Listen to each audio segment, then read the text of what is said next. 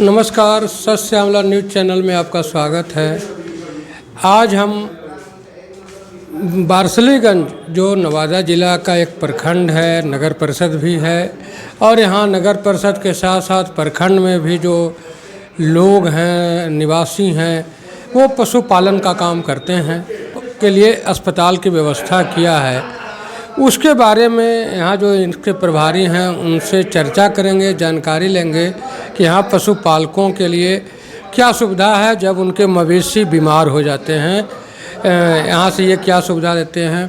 एक यहाँ पे कमरे बने हैं, एक बिल्डिंग बने हैं जो ग्राउंड फ्लोर का है, लेकिन उसके बगल में मैं आपको वीडियो वहाँ भी दिखाऊंगा।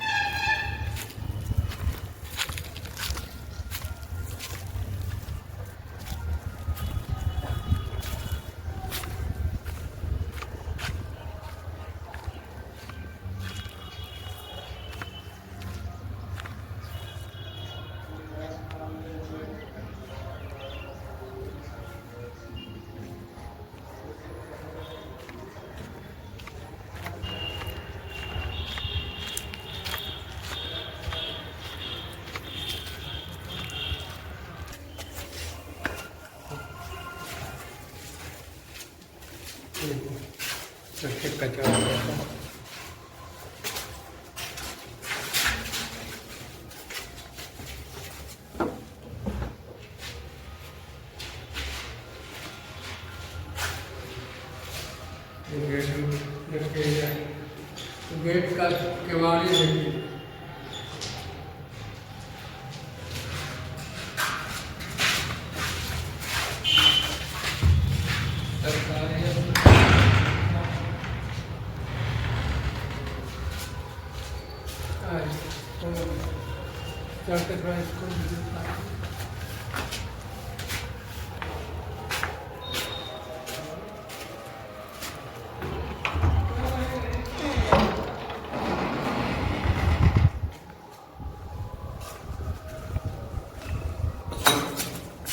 देखिए दारू का बोतल।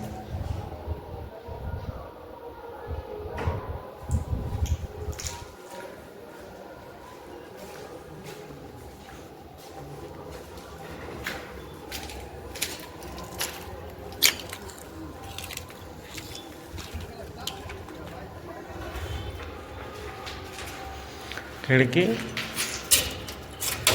First class.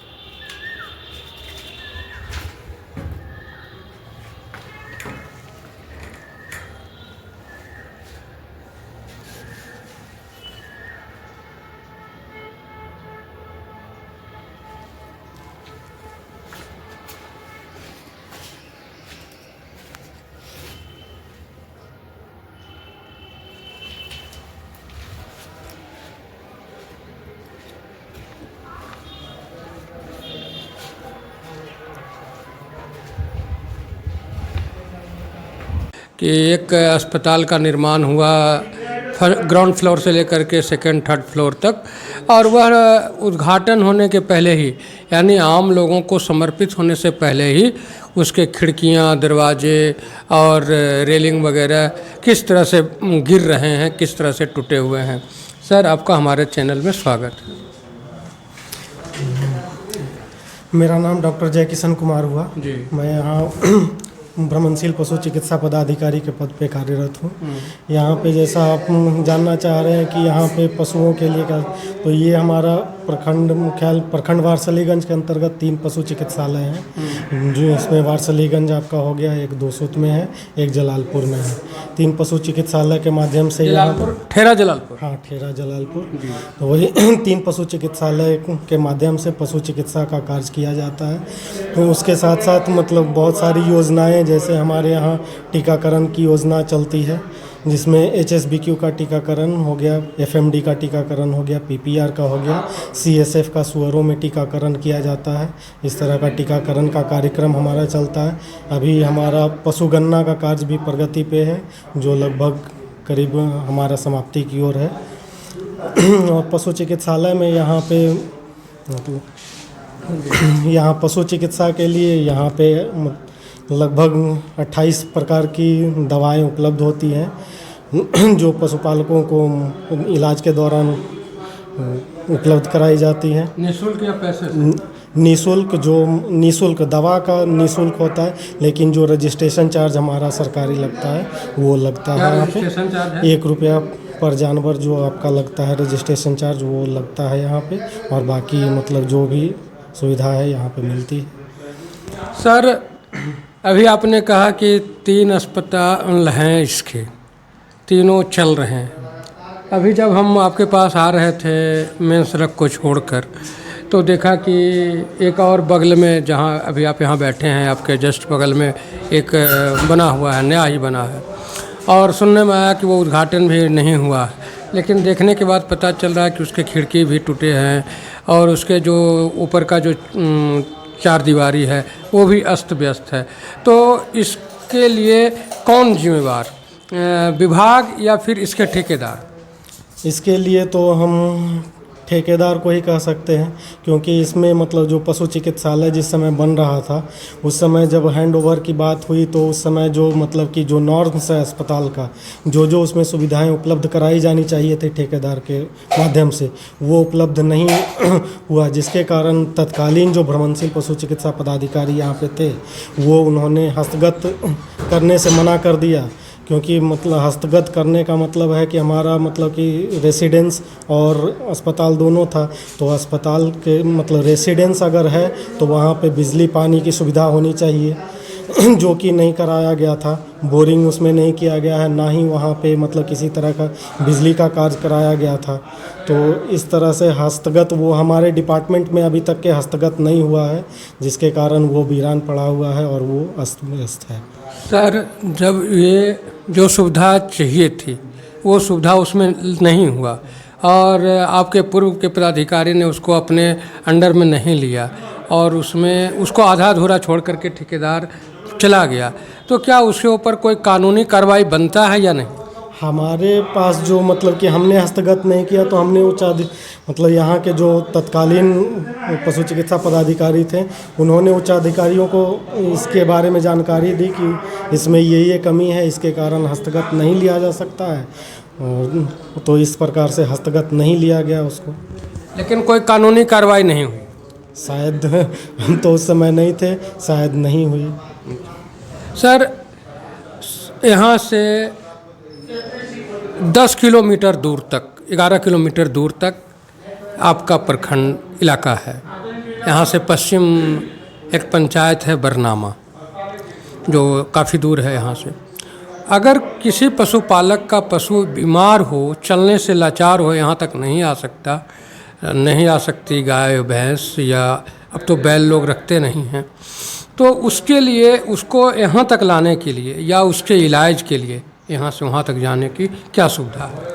हमारे विभाग द्वारा अभी चलंत पशु चिकित्सालय संचालित की जा रही है, जिसका टोल फ्री नंबर 1962 है, जिस पे कॉल करने के बाद वहाँ कॉल सेंटर में कॉल लगता है, जहाँ से मतलब आप अपनी समस्या बताएंगे।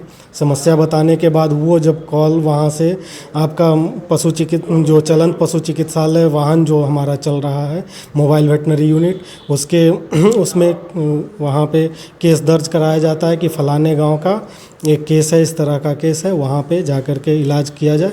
तो उस तरह से हमारा जो वाहन है वहाँ पे जा कर के वहाँ पे पशु चिकित्सा पशु चिकित्सा का सेवा देने का कार्य करता है। सर, यह जो प्रक्रिया है कि पहले पशुपालक टोल फ्री नंबर पे कॉल करेगा, फिर वो चलंत वाले के यहाँ कॉल हो जाएगा और रजिस्ट्रेशन होगा, ये जो प्रक्रिया है कुछ लंबी नहीं है? बहुत लंबी प्रक्रिया नहीं है ये। मतलब आप पशुपालक हैं, आप कॉल कीजिएगा टोल फ्री नंबर पे, तो तत्काल अगर मतलब कि किसी तरह का सलाह दे करके अगर छोटी मोटी समस्या है तो उसको मतलब कि वहाँ के जो एक्सपर्ट होते हैं वो आप सलाह दे करके भी मतलब हल करने का प्रयास करते हैं। लेकिन अगर मतलब उन्हें लगता है कि नहीं मतलब कि वहाँ पे वाहन जा करके पशु चिकित्सक जाने के बाद ही उसका समस्या का समाधान होगा, तो तुरंत वो कॉल फॉरवर्ड किया जाता है चलंत पशु चिकित्सालय को, और वहाँ से फिर पशु चिकित्सकों का दल वहाँ पहुँचकर पशु चिकित्सा का कार्य करते हैं। यह जो बरसलीगंज जहाँ अभी हम लोग बैठ के बात कर रहे हैं, यह चलंत अस्पताल है या फिर अस्थाई है? ये अस्थाई पशु चिकित्सालय है। तो यहाँ पे भी कोई डॉक्टर हमेशा बैठते हैं या केवल आप ही हैं? नहीं, यहाँ पे अभी फ़िलहाल मैं ही हूँ और मैं यहाँ पे प्रभार में हूँ। मेरा मुख्य पदस्थापन स्थल दोसुत है, पशु चिकित्सालय दोसुत है, जहाँ की पशु चिकित्सक मतलब यहाँ पे पशु चिकित्सक नहीं है, इसकी वजह से मेरा अतिरिक्त प्रभार में यहाँ पे है, तो मुझे दोनों ही अस्पताल देखने पड़ते हैं। सर, यहाँ डॉक्टर नहीं हैं और आप दोसुत से यहाँ प्रभारी हैं, आप यहाँ आ जाते हैं या आप यहाँ नहीं आके दोसुत चले जाते हैं? उस परिस्थिति में अगर कोई यहाँ गाय को भैंस को लेकर के आए या और भी जो पेट एनिमल्स हैं, पालतू जानवर हैं, उनका इलाज कराने के लिए यहाँ लेके आना हो, तब तो बड़ी समस्या होती होगी। समस्या तो है, समस्या हमारे साथ भी होती है जब हम मतलब कि दूसरे अस्पताल में हों और यहाँ पे अगर कोई सीरियस केस हो, तो फिर इस परिस्थिति में थोड़ी समस्या का सामना तो करना पड़ता है, लेकिन कोशिश की जाती है कि किसी तरह से मैनेज किया जाए। अब विभागीय कार्य है, दायित्व है, तो उसका निर्वहन करना ही पड़ता है। ये कहा जा सकता है कि करोड़ों रुपया लगा करके पशु चिकित्सालय तो बनाया गया, सुविधा उपलब्ध नहीं हुआ, उसको आपने हस्तगत नहीं किया, लेकिन सरकार पशु चिकित्सक की व्यवस्था प्रखंड अस्पताल में, प्रखंड पशु चिकित्सालय में नहीं कर रही है। अभी तो क्या अभी विभाग द्वारा नए पशु चिकित्सकों के बहाली के लिए जो प्रोसेस है उसमें मतलब कि लगी हुई है। अभी जल्द ही नए पशु चिकित्सकों की बहाली के लिए भी बहाली निकलने वाली है, तो शायद उस बहाली के बाद थोड़ी समस्या कम हो और ये हर अस्पताल में पशु चिकित्सक मौजूद हों।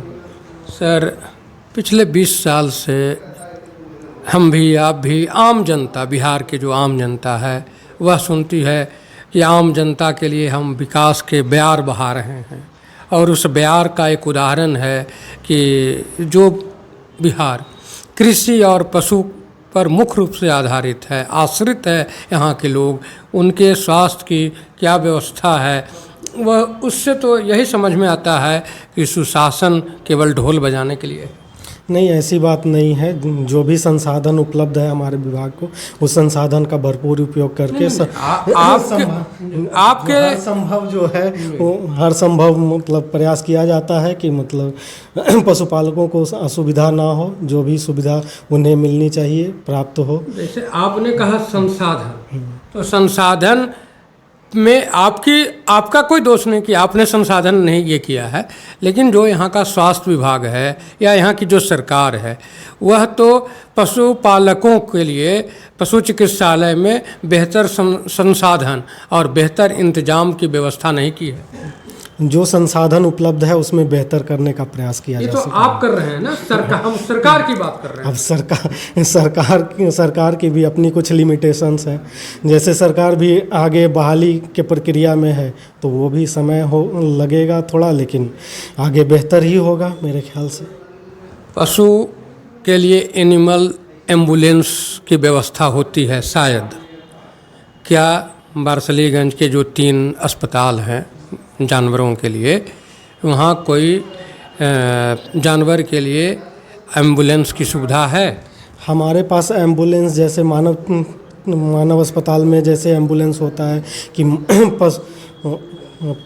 ये क्या कहते हैं पेशेंट को मतलब अस्पताल लाया जाए। तो उस तरह से हमारे यहाँ एम्बुलेंस की व्यवस्था नहीं है कि पशु को हमारे अस्पताल पे ला करके इंडोर की तरह इलाज किया जाए।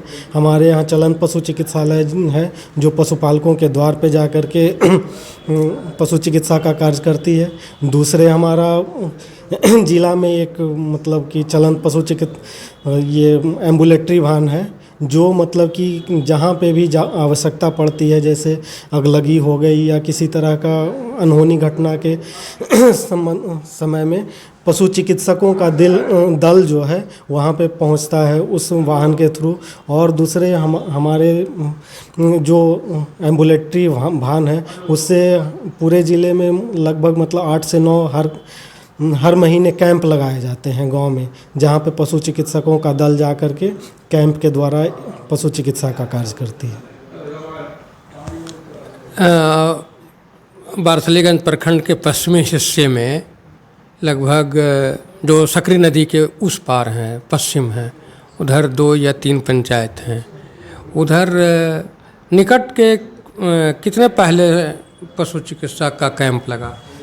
पशु चिकित्सालय अभी हमारा कैंप जो आप लगाने इनफर्टिलिटी कैंप अभी दरियापुर में लगा था। ये क्या कहते हैं नदी के पूरब हो गया, हम सकरी नदी के पश्चिम की बात कर रहे हैं। पश्चिम में उधर तो नहीं लग पाया है, दरियापुर में हम लगाए थे। ये क्या कहते हैं इनफर्टिलिटी कैंप हमारा लगा था 2024 था इसका, यही इसी जनवरी में। अच्छा 2025 जनवरी में लगा था हमारा।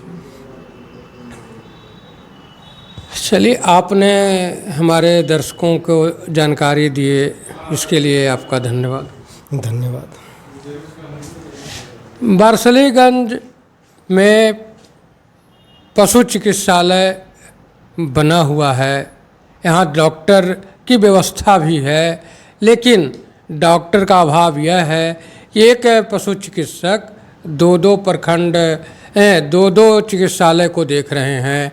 इस तरह से कितना बेहतर इलाज पशुओं का होगा, पशुपालक कितना संतुष्ट हो पाएंगे।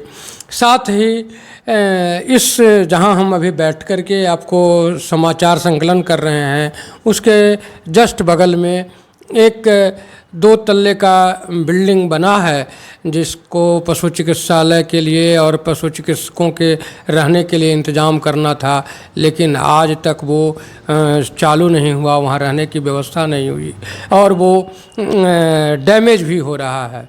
और जो वह बना करके जो ठेकेदार गए हैं वो पैसे निकाल भी लिए होंगे, लेकिन उसके ऊपर कोई कार्रवाई नहीं हुई, ऐसा अभी यहाँ के प्रभारी महोदय ने बताया है।